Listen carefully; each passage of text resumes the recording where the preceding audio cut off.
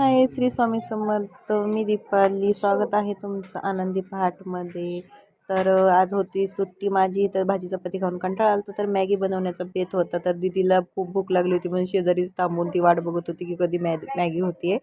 तर पाणी कढईतलं उकळलं होतं. तिघांसाठी 3 पॅकेट घेतली होती कारण त्यांची पण खूप खायची इच्छा झाली होती. आणि मला कधी वेळ भेटत नाही कारण सकाळची गडबड असती, संध्याकाळची गडबड असती त्याच्यामुळे.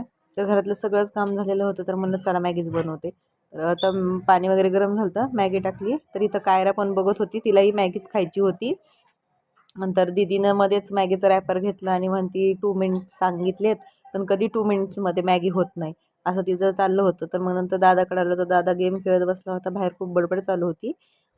शेजारचं चेंबर फुटले तर त्याच्याहून काय त्यांची बडबड चालू होती. तर मी का माझं काही जास्त त्याच्यात संबंध नसतो कारण मी जास्त बाहेर लक्ष देत नाही. एक दिवस मिळतो आरामाचा, मग मी काही जास्त कोणाशी बोलत नाही. तर त्याच्यामुळे इथं आता मॅगीमध्ये मसाला वगैरे टाकला होता.